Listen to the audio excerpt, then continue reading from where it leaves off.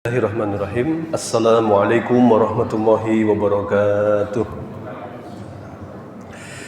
Innal hamdalillah nahmaduhu wa nasta'inuhu wa nastaghfiruh wa nastahdihi wa na'udzu billahi min shururi anfusina wa min sayyiati a'malina may yahdihillahu fala mudilla lahu wa may yudlil fala hadiyalah. Asyhadu an la ilaha illallah wahdahu la syarika lah wa asyhadu anna Muhammadan abduhu wa rasuluhu la nabiyya wa la rasula ba'dah. Allahumma shalli wa sallim ala nabiyyina Muhammadin wa ala alihi wa ashabihi.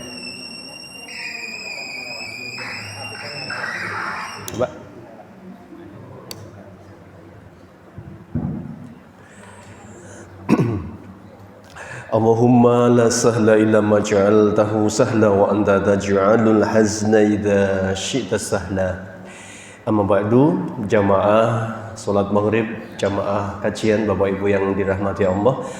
Alhamdulillah malam hari ini kita dipertemukan kembali oleh Allah dalam majelis ilmu.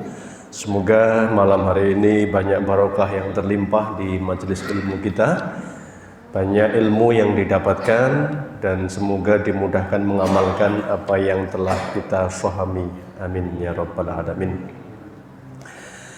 Pada pertemuan kemarin surat Qaf tinggal beberapa ayat. Ini pembahasan akhir membahas tentang kesudahan umat-umat terdahulu, bagaimana pembanggangan mereka kepada Nabi SAW. Kemudian bagaimana Nabi menghadapi mereka. Ya, Allah Subhanahu wa taala mengingatkan beliau ya, untuk menghadapinya adalah dengan senantiasa sabar, tawakal, mendekat kepada Allah Subhanahu wa taala. Kemudian juga diingatkan oleh Allah tentang kehancuran hari akhir, maksudnya hari kiamat ya. Kemudian nanti ada pertanggungjawaban yang akan diminta oleh Allah Subhanahu wa taala sebagai bentuk ancaman yang pernah diberikan oleh Nabi, nanti akan diwujudkan oleh Allah pada hari hisab. Semua akan mendapatkan apa yang telah mereka lakukan. May ya'mal misqala dzarratin khairan yarah. Siapapun yang berbuat kebaikan sekecil apapun, yarah. Yarahu, yarah itu melihat balasannya. Bisa di dunia, bisa di akhirat. Atau dunia dan akhirat. Sebaliknya, wa may ya'mal misqala dzarratin syarran yarah. Keburukan sekecil apapun pasti akan dibalas oleh Allah Subhanahu wa taala ya. Demikian, karena ada banyak pengulangan, kami cukupkan untuk surat Qaf. Berikutnya yang turun setelahnya dalam keterangan para ulama adalah surat Al-Balad. Nah, malam ini kita mengkaji surat Al-Balad. Apa artinya balad? Ini juz 30, juz amma, banyak yang hafal insyaallah. Allah berfirman, ada berapa ayat ini Al-Balad? Ada berapa? 20 ya. La uqsimu bihadzal balad. Ya, ada 20 ayat. Bismillahirrahmanirrahim. Tafsiru suratil balad wa hiya makkiyah. Ini ayat surat yang turun di kota Makkah. Nah, masih al-balad. Balad itu kota. Yang dimaksud adalah kota Makkah. La uqsimu bihadzal balad. Ya, aku bersumpah demi kota ini. Dulu pernah dibahas ya Pak, ini enggak saya panjangkan lagi kalau sudah dibahas. Dulu dibahas di surat At-Tin. Wattini wazzaitun, demi buah tin dan zaitun. Itu dulu adalah demi kemuliaan Baitul Maqdis, karena tin dan zaitun itu tumbuhnya dulu di Palestina. Nah, aslinya Palestina itu subur sekali dengan buah tin dan zaitun. Wa turi sinin, dan demi bukit Tursina. Di mana dulu? Masih ingat enggak? Di Mesir. Nah, ini tempat diutusnya Nabi Musa. Kalau tin dan zaitun tempat diutusnya Nabi Isa di Baitul Maqdis kan. Wa hadzal baladil amin, dan demi negeri yang aman ini. Mana itu? Negeri Makkah, tempat diutusnya Rasulullah sallallahu alaihi wasallam. Maka malam ini penjelasannya tidak saya panjangkan terkait dengan aku bersumpah demi kota ini. Maksudnya adalah kota Makkah ya. Wa anta hillum bihadzal balad, wa anta, dan adapun engkau Muhammad, anta ya Muhammad, yahillu laka ya, boleh bagimu antuqatila bih ya, untuk berperang di dalam negeri itu ya. Ini dulu Pak, negeri Mekah ini adalah negeri yang Masya Allah aman. Aminan itu aman, tidak boleh ada peperangan, tidak boleh ada pertumpahan darah ya. Tapi kemudian Allah mengizinkan kepada Rasulullah ketika mau menaklukkan kota Mekah, namanya Fathu Mekah. Jadi Rasulullah itu berat banget Pak ketika hijrah meninggalkan Mekah, karena itu negeri kelahiran beliau. Beliau itu berderai air mata, menangis tuh ketika mau hijrah itu. Dari kejauhan menatap kota Mekah. Wahai Mekah, engkau adalah kota yang paling aku cintai. Andaikan pendudukmu tidak mengusirku, tentu aku tidak akan meninggalkan engkau wahai Mekah. Nah, itu Pak. Jadi manusia itu punya fitrah kecondongan ya, senang dengan tanah kelahirannya ya. Maka fakta kalau orang mudik Pak, direwangi Pak, yang dari Jakarta mungkin ya berhari-hari lelahnya cuman di kampung berapa hari sudah baik lagi. Tapi kan begitulah fitrah itu, kecintaan kepada kota kelahiran.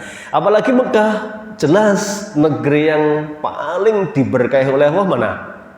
Mekah kan, negeri yang dicintai oleh Allah Subhanahu wa taala. Ada satu tempat yaitu Ka'bah, di mana bangunan yang baik suci, Baitul Atiq ya, tempat yang disucikan. Bahkan sholat di Masjidil Haram berapa kali lebih baik? 100.000 lebih baik daripada masjid di selainnya. Wa anta hillum bihadzal balad, dan engkau dihalalkan Muhammad di kota ini. Nah, Rasulullah itu nanti meninggalkan Pak karena demi mempertahankan akidah. Beliau hijrah.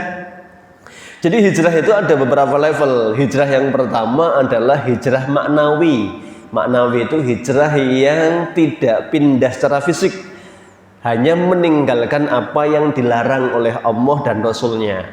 Nah, kalau hari ini ada istilah apa namanya, pemuda hijrah. Nah, itu biasanya yang tadinya dunia apa ini, nongkrongnya mungkin di tempat-tempat maksiat, kemudian mulai hadir di tempat kajian-kajian, pakaiannya sudah mulai berubah. Itu tampilan fisik. Aslinya hijrah itu identiknya adalah meninggalkan apa yang dilarang oleh Allah. Maka Nabi bersabda, al-muhajiru, siapakah muhajir yang hijrah itu? Al-muhajiru man hajaro manahallahu wa rasuluh, orang yang meninggalkan apapun yang dilarang Allah dan Rasulnya. Kalau yang sudah bekerja di tempat yang tidak halal pekerjaannya, kemudian dia meninggalkan, namanya hijrah, pindah ke pekerjaan yang dihalalkan oleh syariah. Itu hijrah maknawi secara makna definitif. Adapun hijrah yang makani, hijrah yang pindah secara fisik ini. Nah, ini dulu pernah dilalui Nabi. Pernah dari Makkah ke mana yang pertama? Sebelum ke Madinah. Habasyah. Mana Habasyah ini? Ethiopia, Afrika Pak. Jadi dulu zaman Islam masih lemah di bumi Mekah, Afrika itu sudah negara kaya. Afrika, Ethiopia khususnya itu negara kaya, maju sekali dulu Pak Ethiopia. Kalau jenengan sekarang dengar Ethiopia, apa yang petik ini? Ya, busung lapar, bocah potongnya gede, awake kuru, sirai gede ya. Ada makanan rebutan, ngantri pakai piring-piring itu. Nah, itu gambarannya. Dulu itu negeri kaya. Bahkan Nabi SAW merintahkan, kalian selamatkan iman kalian, hijrahlah ke negeri Habasyah. Di sana ada raja yang sangat adil, suka melindungi siapapun yang minta perlindungan. Namanya Najasyi. Kalian tidak akan disakiti di sisinya. Ya, itu dulu agamanya apa? Nasrani. Maka ada 12 sahabat kurang lebih yang diutus, ini orang-orang pilihan Nabi. Ya, Allah uji keimanan mereka. Ada satu yang murtad, Pak. Ini orang murtad pertama dalam Islam itu murid Nabi, termasuk as-sabiqunal awwalun, generasi pertama yang masuk Islam itu murtad, Pak. Namanya Ubaidillah bin Jahsh. Ini menantunya Abu Sufyan. Istrinya namanya Ummu Habibah. Murtad, Pak, itu. Harapannya Nabi dari Mekah dihijrahkan itu, karena di Mekah disiksa, dipaksa murtad oleh Abu Jahal. Harapannya di Habasyah itu dapat apa? Perlindungan, bebas menjalankan keyakinan. Sampai sana malah ketularan agama Nasrani, murtad. Siapa yang paling sedih? Istrinya, namanya Ummu Habibah. Begitu sedih dan Nabi khawatir nanti jadi murtad juga istrinya. Maka setelah selesai masa iddahnya, Nabi menulis surat kepada Raja Afrika, Najasyi, ya, untuk apa? Ngasih amanah agar Nabi menikahi janda ini, Ummu Habibah ini. Kenapa? Untuk menyelamatkan imannya. Ini Pak, Bapak, Ibu wajib tahu semua pernikahan Nabi dengan berapa istri? Berapa, Pak? 9 yang ditinggal meninggal. Kalau dihitung semua 11, itu semuanya punya alasan dan semuanya punya hikmah-hikmah. Ada yang menyelamatkan akidah kayak ini. Ini Ummu Habibah nggak dinikahin Nabi bisa bahaya. Murtad ikut siapa? Suaminya bisa-bisa itu. Maka dinikahi sama Nabi. Ya. Ada yang karena Nabi ini setiap hari bersabda, kan hadis itu yang diucapkan Nabi, yang dilakukan Nabi, juga sesuatu yang dicintai Nabi, kan itu hadis-hadis itu. Ya, maja'a anin Nabi sallallahu alaihi wasallam min qaul wa fi'lin wa takririn wa sifatin, itu hadis. Maka butuh orang cerdas. Nabi menikahi yang cerdas ya, Pak. Aisyah. Itu Pak. Jadi enggak apa motifnya seperti itu tuduhan orang-orang kafir itu. Wah, Muhammad tuh gila, perempuan istrinya banyak. Enggak. Setiap istri Nabi itu ada hikmah dan ada alasan. Maslahatnya itu ada ya. Baik, hijrah pertama itu, kemudian hijrah ke Madinah. Dan Nabi itu sebenarnya berat meninggalkan Mekah, ke Madinah dalam rangka menyelamatkan iman. Maka beliau tetap rindunya ke Mekah. Kerinduan itu sampai ngimpi, Pak. Nabi sering ngimpi, Pak. Ngimpi, malam-malam ngimpi. Ngimpinya apa?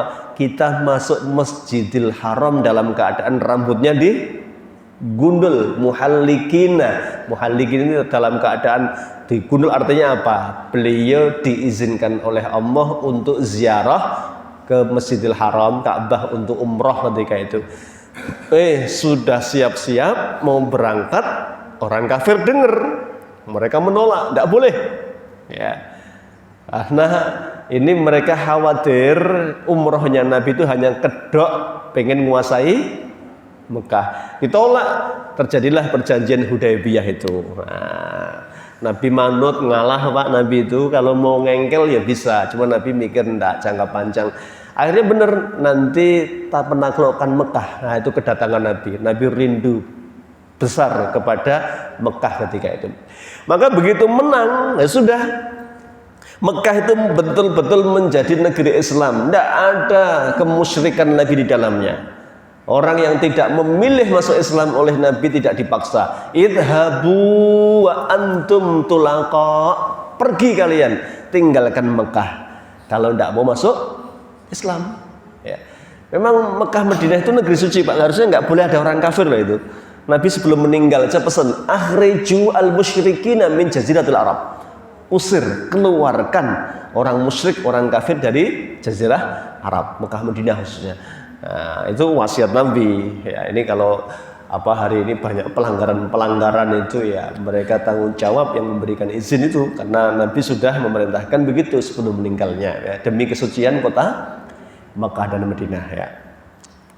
Wa anta hillum bihadzal balad. Nah, dan engkau halal tinggal di negeri ini, maksudnya meskipun sempat hijrah meninggalkannya, Nabi akan kembali ya untuk menaklukkan Mekah.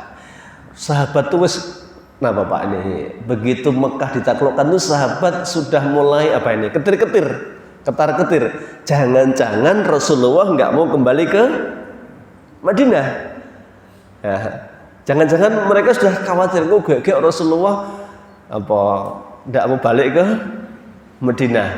Tapi Nabi membaca kegelisahan itu ya, nanti Nabi pulang ke Madinah dan itu harga yang hadiah yang sangat mahal bagi orang-orang Ansor. Ternyata Nabi tidak meninggalkan kota Madinah untuk menetap di Mekah ya, maka Madinah itu disebut Madinatul Rasul, kotanya Rasulullah ya.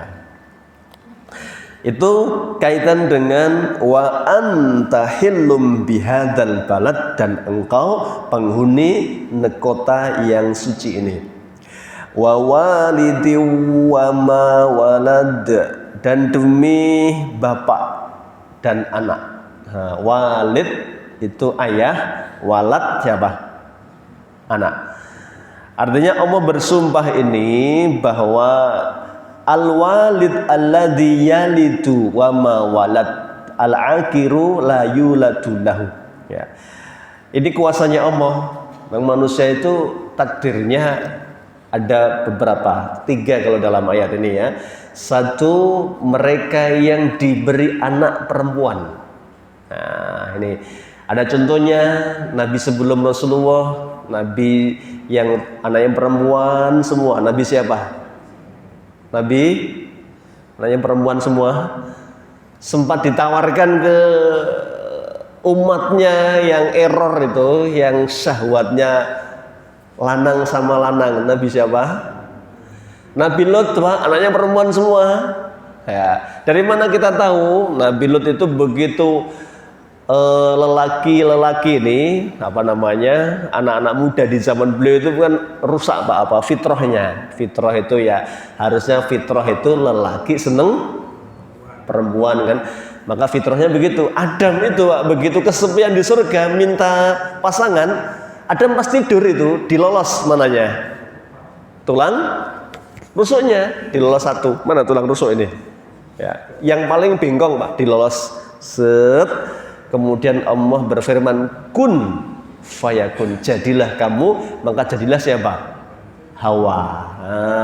Hawa itu tidur di sampingnya Adam. Begitu Adam melek, ya ngelilir, begitu melihat sebelah kanan ada siapa? Hawa. Adam itu langsung jatuh cinta Pak, itu langsung senang Adam. Kenapa? Itulah fitrah. Harusnya laki-laki itu senang dengan perempuan. Hawa juga begitu di sampingnya dia bangun tidur ada lelaki ya, namanya Adam, itu langsung cinta itu. Maka di mana-mana Adam itu pasangannya siapa? Hawa.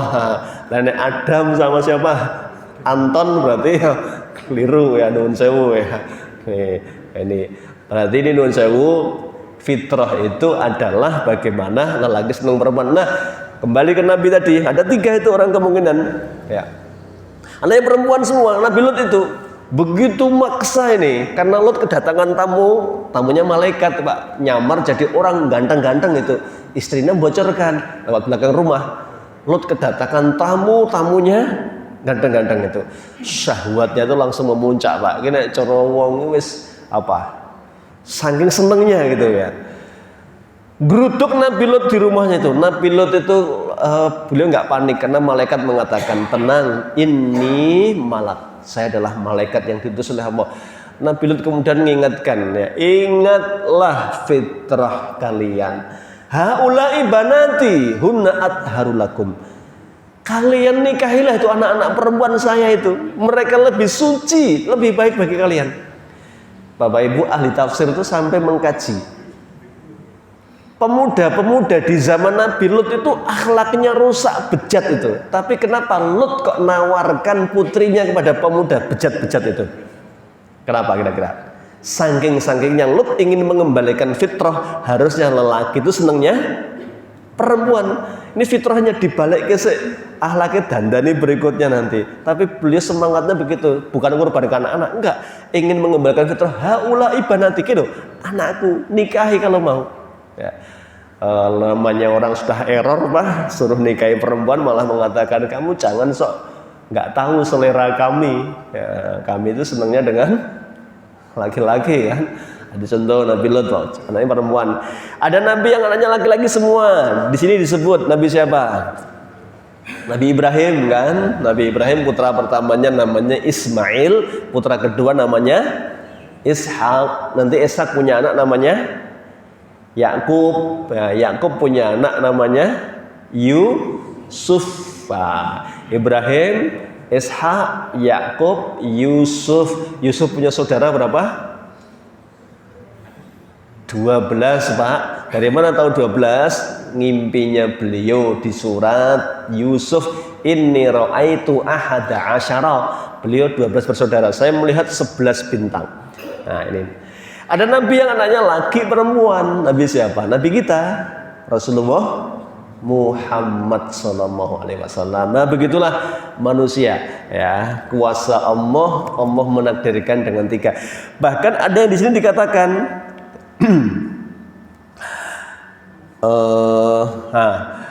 al-walidul ladzi yalidu wa ma walad al-akirul ladzi la yuladulah. Ada yang akir, apa akir? Nun sewu, mandul, tidak punya keturunan. Ada yang diuji oleh Allah, tidak punya keturunan, tidak laki, tidak perempuan, tidak punya anak, emang itu diuji oleh Allah. Ya. Nah, ini tentu ketika akir itu kalau dalam definisi normalnya ya dia mandul, nggak bisa punya anak. Tapi kalau Allah berkehendak bisa nggak hamil? Bisa, Pak. Namanya Allah berkehendak. Kayak Nabi siapa? Zakaria ya. Wa mraati aqira, dan istriku divonis mandul ya Allah. Tapi beliau masih optimis berdoa, fahabli min ladunka waliya yarisuni, ya, agar kelak dia meneruskan dakwah saya ya Allah. Ini loh, Pak, orang yang paling dekat dengan Allah itu siapa? Nabi kan? Al-Anbiya. Itu Nabi Zakaria itu soleh nggak? Soleh nggak? Tapi minta anak itu Allah nunda berapa tahun? Beliau punya putra usia 86 tahun, Pak. Itu betapa menunjukkan belum tentu, Pak, nek orang sangat dekat dengan Allah minta itu langsung dikasih, Pak.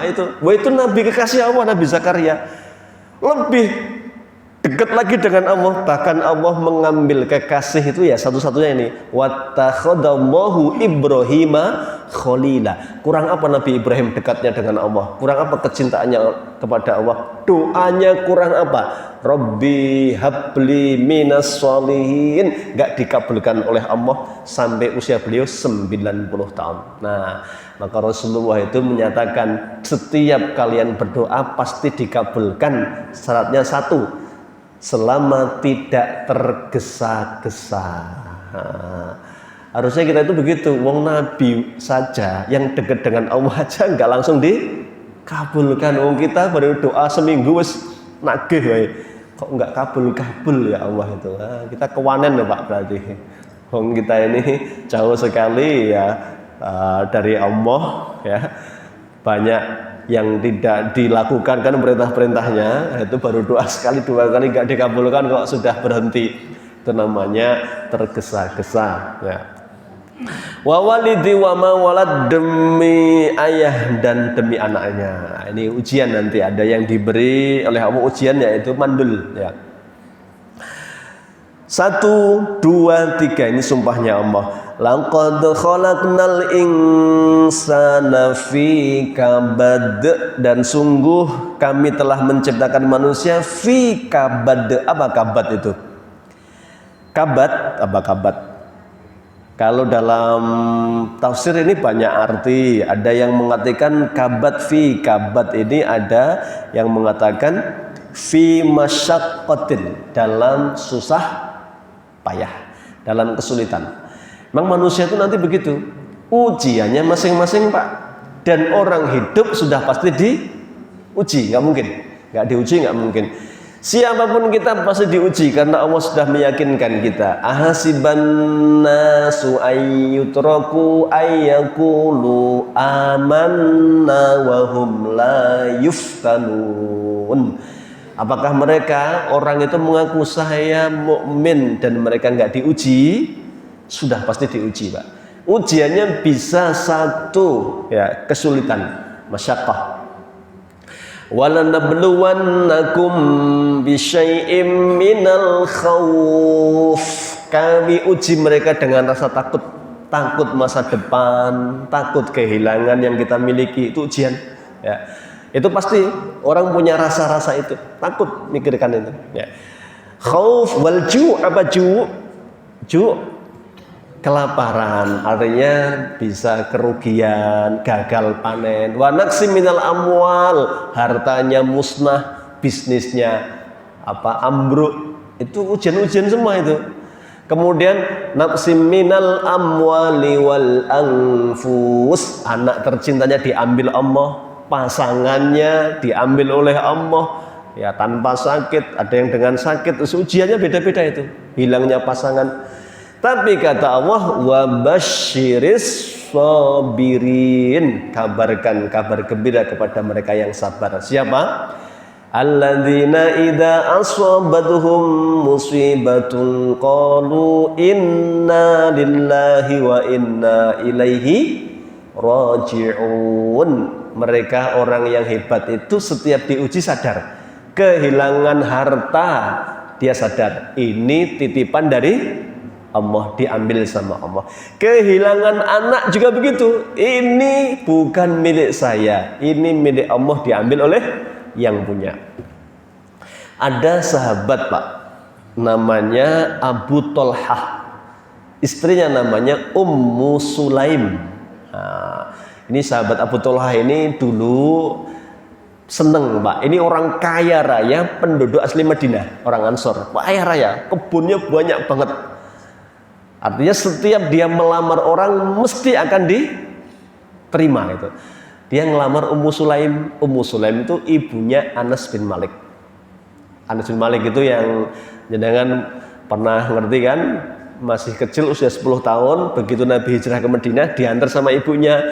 Ya Rasulullah, niki lare kula kersane membantu teng dalemin jenengan, tak terke mriki, mangke tak sore tak jemput, pagi diantar, sore dijemput, Pak. Maka Anas bin Malik itu banyak meriwayatkan hadis. Anas bin Malik radhiyallahu anhu qala. Nah, itu kenapa hadisnya banyak? Karena tiap hari di rumah Nabi. Ya. Ummu Sulaim ini menikah dengan Abu Tolhah. Nah, nikahnya itu maharnya apa? Maharnya itu nggak minta macam-macam. Kenapa? Abu Tolhah itu dulu masih kafir, Pak. Seneng sama muslimah, seneng sama Ummu Sulaim, orangnya dewasa, bijak itu. Ummu Sulaim mengatakan, engkau lelaki yang tidak layak ditolak. Abu Tolhah itu orangnya masya Allah kaya, terpandang, dermawan, bijaksana Abu Tolhah. Tapi kekuranganmu satu penghalangnya untuk menikahiku. Apa itu? Engkau lelaki kafir kepada Allah dan saya seorang muslimah. Nah, kalau kamu mau aslim, masuk Islam lah di hadapan Rasulullah, ya. Masya Allah. Kemudian Abu Tolhah dengan penuh kesadaran, Pak, masuk Islam. Ya, orang mergo pengen apa? Nikahi, ya, Abu Tolhah ini. Ya, kemudian Rasulullah mendoakan keberkahan, ya, sebaik-baik maharnya perempuan itu adalah maharnya Ummu Sulaim. Apa itu? Keislaman suaminya Abu Tolhah. Nah, sehingga cerita nanti punya anak. Ya. Ini bukan Anas bin Malik, ada anak lagi. Punya anak sakit, Pak. Sakit, pas sakit itu karena Abu Tolhah ini pedagang besar, Pak. Jadwalnya padat, nah, sudah kadung buat jadwal, tetap berangkat keluar kota. Anaknya demam tinggi pas ditinggal itu. Beberapa hari agak lama di luar kota, kemudian pulang. Nah, pulang itu nanya sama istrinya, gimana keadaan anak kita? Alhamdulillah, Pak, sudah semakin tenang sekarang. Ya, nggak rewel lagi, sudah tenang itu. Itu pulang menjelang maghrib, Pak. Ya, kemudian pada maghrib Abu Tolhah di masjid sampai Isya. Habis Isya itu istrinya masak yang enak, nuwun sewu, kemudian berhias yang cantik, menarik. Kemudian malam itu malam yang penuh barokah lah. Terjadilah hubungan suami istri. Habis melayani suami dengan maksimal begitu, istrinya nanya, Ummu Sulaim nih, Pak, kalau ada orang nitip barang sama kita terus diambil gimana baiknya? Kata Abu Tolhah, ya kasihkan toh Bu, wong itu bukan milik kita. Ketahuilah tadi sore titipan Allah untuk kita diambil sama Allah. Anak kita meninggal tadi sore. Abu Tolhah iki jengkel karo Pak, gelo. Lah kowe kok iso-isone anakmu mati ra ngomong malah ngelayani aku kaya ngene iki. Ya itu. Wah, rada emosi ya. Kemudian beliau masuk kamar, bener sudah terbujur kaku. Berarti bojone ngapusi mboten sing wedok? Mboten to Pak, wong ditanya gimana anak kita? Alhamdulillah sudah lebih tenang. Ya tenang wong wis mati kan? Ya, sudah lebih tenang itu. Ini menunjukkan, ini pelajaran untuk ibu-ibu. Biasanya ibu-ibu itu suka apa? Wis pokoknya nangis sih mikir kari toh. Ini ibu-ibu ini Masya Allah nih, wanita ini luar biasa ya. Maka besok paginya Rasulullah SAW itu diwaduli sama Abu Tolhah, ya Rasulullah, putra kami itu meninggal sore hari, tapi istri saya nggak cerita, kami malah nuwun sewu melakukan hubungan suami istri, dan istri saya baru cerita setelah dia menunaikan kewajibannya melayani saya dengan maksimal. Justru Nabi tersenyum kemudian mengatakan, semoga Allah berkahi hubungan kalian malam itu, diberi anak yang lebih sehat, lebih kuat, lebih soleh, lebih cerdas. Betul Pak, doa Nabi itu doa barokah. Hubungan malam itu menjadi pengganti anak yang meninggal sorenya, kemudian istrinya hamil, lahirnya lebih soleh, lebih sehat, lebih alim, kelak jadi ulama ini putranya ini. Ya. Maka Nabi itu selalu Pak, kalau ada kehilangan apapun, doanya ini dihafal. Setelah inna lillahi wa inna ilaihi rajiun, tambahannya Allahumma jurni fi musibati wa khlufli khairan minhu aw minha. Allahumma jurni fi musibati, ya Allah, musibah yang menimpaku ini jadikanlah ladang pahala untukku, dan ganti yang hilang ini dengan yang lebih baik. Itu dipraktekkan sahabat, Allah kabulkan semuanya Pak. Ya, jangan kehilangan apapun, doanya ini. Nek saged Arab, nek mboten saged Jawa angsal mboten. Angsal toh, doa sebaik-baik doa itu yang maksur. Apa maksur? Yang langsung riwayat doanya dari Rasulullah itu yang paling bagus. Allahumma jurni fi musibati, ya Allah, musibah ini berilah kesabaran dan pahala untuk hamba, dan ganti dengan yang lebih baik.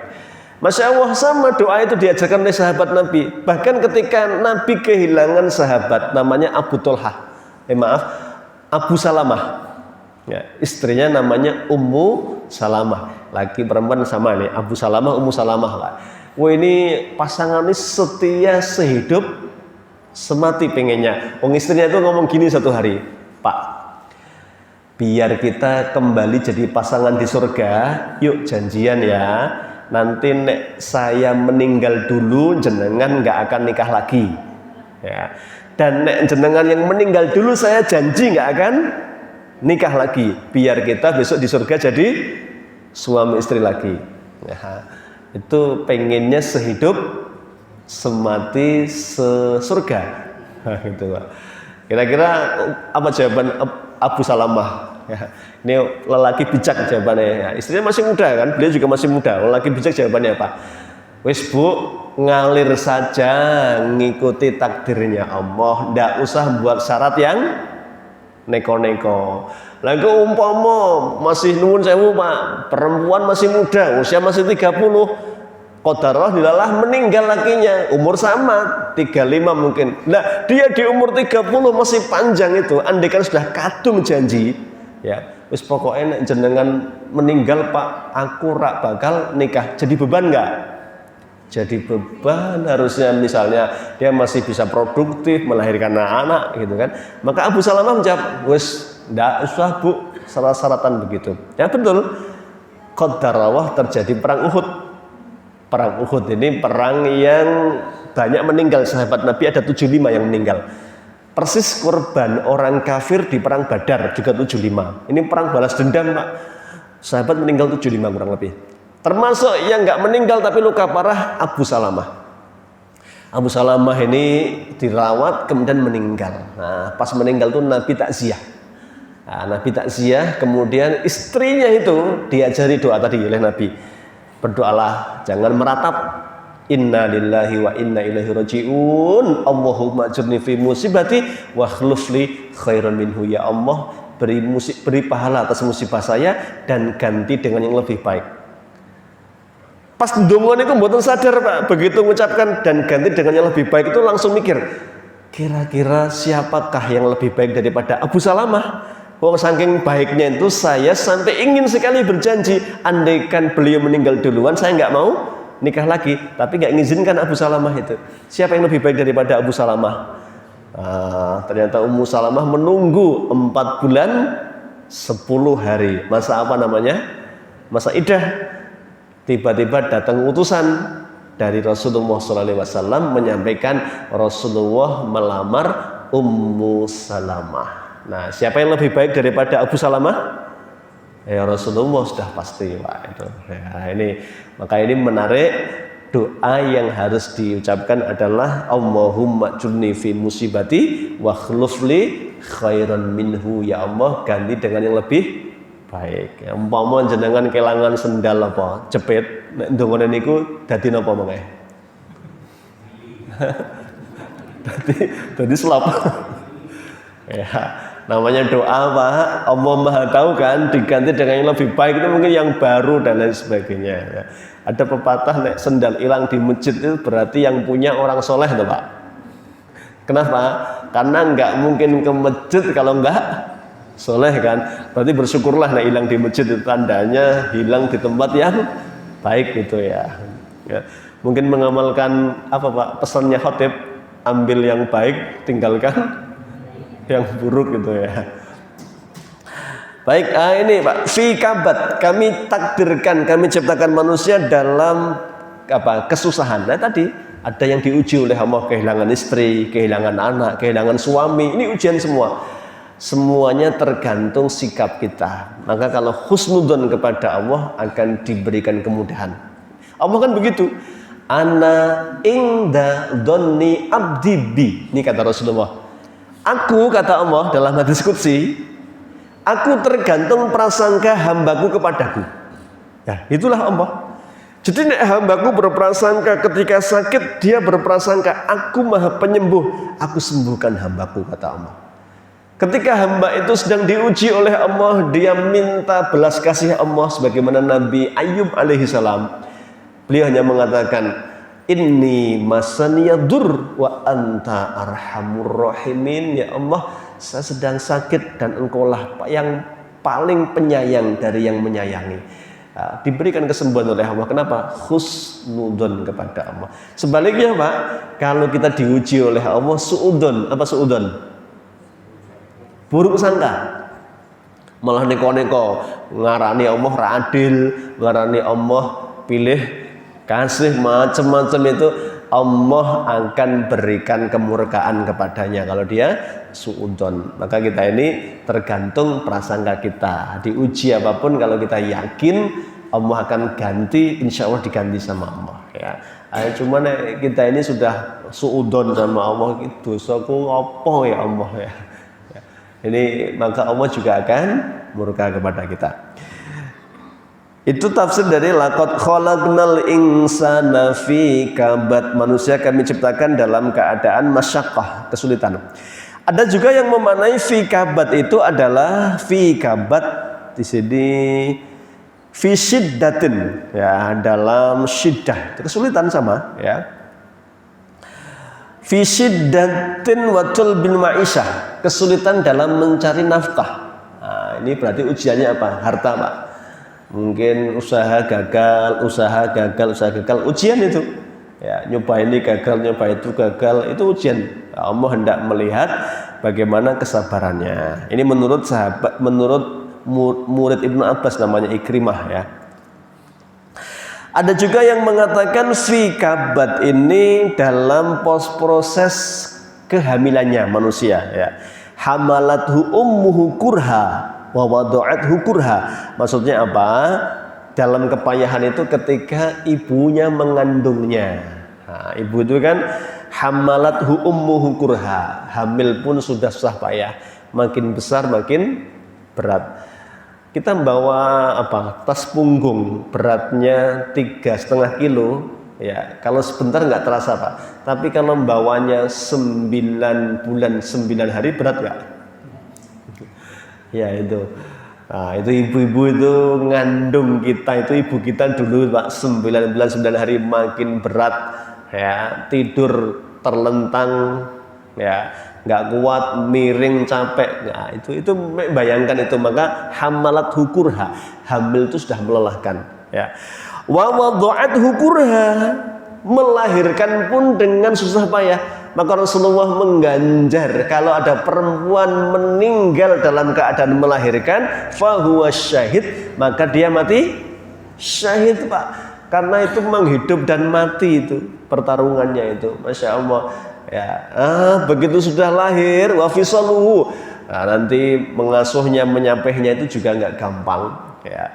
Ini sudah pekerjaan yang melelahkan. Mungkin orang berpikir alah cuman ibu rumah tangga, padahal ibu rumah tangga itu jam kerjanya berapa jam?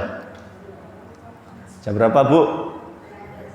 24 jam non-stop. Nek bapak kan paling 8 jam toh Pak, berangkat jam 8 pulang jam 4. Seakan-akan sudah selesai pekerjaannya kan ya, sampai rumah pengennya rumah resik, anak-anak sudah rapi, rumah rapi, kopi cemepak, gorengan cemepak, gitu kan Bapak itu ya Pak gitu. Ibu-ibu itu enggak,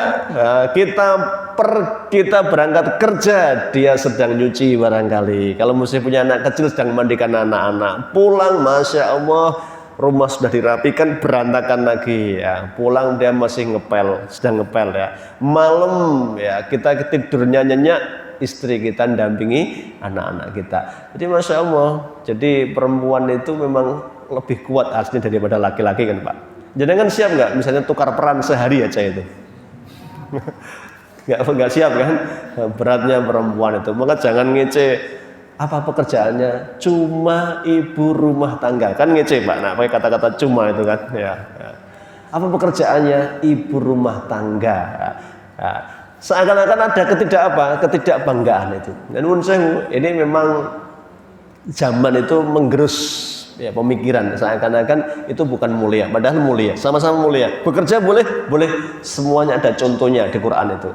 Sebagai wanita karir ada wanita karir, contohnya putrinya Nabi Syuaib bekerja ya. Bahkan pekerjaan yang berat di lapangan, menggembala kambing ketika itu. Bapaknya Nabi Pak Syuaib, putrinya 2 gembala kambing itu wanita karir kan di zamannya.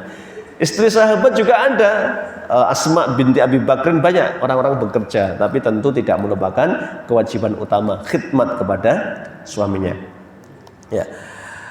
Laqad khalaqnal insana fi kabad tadi, fi kabad itu dalam keadaan melahirkan, kemudian hamil, melahirkan, kemudian menyusui, semuanya penuh ujian bagi ibu-ibu ini ya. Sudah adzan Pak? Belum ya. Ayah sabu allayaqdiru alaihi ahad yaqulu ahlaktu malan lubada. Apa tafsirnya ini ya? Ayah sabu allam yarahu ahad. Ayah sabu allayaqdiru alaihi ahad, ini tentang orang kafir ya.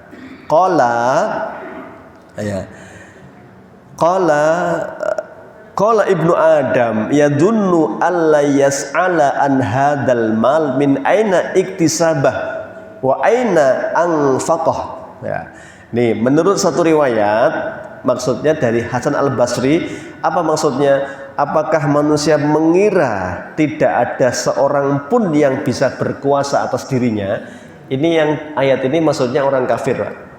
Orang kafir Mekah itu dulu mereka jumawa, sombong ketika mereka punya harta. Memang begitu. Nun sewu, tidak mencela orang kaya, tapi secara fitrah orang potensi sombong ketika apa? Kaya. Ada penegasannya? Ada. Ini sebelumnya dulu sudah kita kaji. Bahkan surat pertama, surat apa itu? Al-Alaq kan? Allah berfirman ayat 6. Kalla innal insana layatgha ar-ra'ahus taghna. Apa kata Allah? Innal insana layatgha, manusia pasti melampaui batas. Kenapa pakai kata pasti? Mesti begitu, pakai lam ya.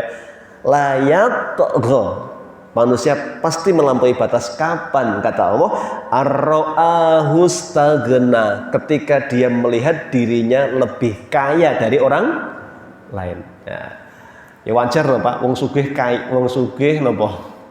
Sombong itu. Nek wong melarat sombong wajar enggak? Ini namanya apa? Buatan nyawang toh. Melarat apa yang disombongkan itu. Nah, orang Arab itu begitu. Mereka merasa sudah kaya raya sehingga nggak perlu masuk Islam. Ngapain tunduk sama Muhammad? Kami dapat apa? Nggak ikut Muhammad, jadi udah kaya. Mereka begitu sombongnya itu. Apalagi mereka yang pemimpin kaum, tokoh-tokoh itu Pak, nggak gampang Pak. Orang kehilangan apa? Kehilangan ketokohan itu, ngikut orang itu nggak gampang. Maka sampai ada sahabat yang orang kafir yang memilih apa? Memilih mati daripada ikut Muhammad. Ya. Ada pepatah itu lebih baik jadi komandan semut daripada pasukan gajah. Maksudnya apa? Ada orang itu berpikir saya harus jadi pemimpin meskipun di level semut daripada gede gajah tapi cuma anggota gitu. Ya, orang kafir juga begitu, tidak mau tunduk kepada dakwah Nabi itu. Mereka menolak. Ya, mereka mengatakan tadi, ayasabu alla yaqdiru alaihi ahad. Ada enggak yang bisa lebih berkuasa dari kami? Kan enggak ada, kata mereka. Ya. Yaqulu ahlaktu malan lubada ayasabu allam yarahu ahad. Ya. Ya, yaqulu ahlaktu malan lubada, saya sudah menghabiskan harta banyak sekali ini untuk apa? Kemusyrikan, mendatangkan patung dan lain sebagainya. Jadi orang kafir itu juga mereka kehilangan banyak harta untuk memusuhi Islam sejak zaman dulu Pak. Nggak ada yang gratis sebenarnya. Perang Badar juga begitu, hartanya dikeluarkan semua. Bahkan perang Uhud itu perang yang dendam. Itu orang kafir itu bisnis setahun itu Pak. Orang kafir, Abu Sufyan komandannya, bisnis setahun tuh nggak boleh diambil keuntungannya, disimpan. Kita mau pakai buat persiapan perang balas dendam, namanya perang Uhud. Jadi perang Uhud itu memang disiapkan setahun. Tahun 2 Hijriah, bulan Ramadan mereka kalah. Maka mereka bisnis setahun itu, mulai Ramadan sampai Syawal, bisnisnya nggak diambil keuntungannya, simpen langsung di tempat penyimpanan mereka. Guna beli senjata, kuda, peralatan tempur Pak. Begitu tahun ketiga Hijriah, bulan Syawal pertengahan, tanggal 10 Syawal, mereka menantang Rasulullah. Berangkatlah dari Mekah ke Gunung Uhud, peranglah di sana. Mereka menang secara fisik materi. Nabi meninggal, pasukannya meninggal 75, Nabi terluka parah, giginya patah, ya, darahnya mengucut dari semua tubuh Nabi. Karena Nabi itu jatuh ke dalam lubang yang dibuat oleh orang munafik. Kemudian begitu Nabi jatuh, ditombak dari atas, ditangkis berkali-kali, nggak ada pelindungnya Nabi, sampai tembus sehingga giginya, geramnya patah Rasulullah. Bahkan baju besinya sampai nancep ke pipinya Nabi. Ya. Itu perang Uhud. Memang orang kafir persiapan tadi, serius banget itu. Ya. Mereka mengatakan, yaqulu ahlaktu malan lubada, hartaku sudah habis-habisan ini melawan dakwah Muhammad. Jadi memang begitu Pak, perang antara hak dengan batil itu tenanan. Ya, orang kafir juga serius menyiapkan harta untuk memusuhi Islam ini. Ya. Baik, nanti ayat ke-8 berikutnya, alam naj'al lahu ainain wa lisanan wa syafatain wa hadainahu najdain Itu nanti untuk mengingatkan semua orang itu nikmatnya sama, punya indera yang sama, punya mata yang sama, akal, pendengaran, semua berpotensi sama harusnya, tapi hasilnya beda, tergantung milihnya. Tadi wahadainahu najdain, apakah dia gunakan akalnya untuk kebaikan, matanya untuk mencari hidayah ataukah enggak, itu nanti dibahas insyaallah pada pertemuan yang akan datang. Barakallahu fikum. Karena sudah isya kita cukupkan dulu. Kita akhiri dengan kafaratul majlis. Subhanaka Allahumma wa bihamdika asyhadu an la ilaha illa anta astaghfiruka wa atubu ilaik. Billahi taufiq wal hidayah. Wassalamualaikum warahmatullahi wabarakatuh.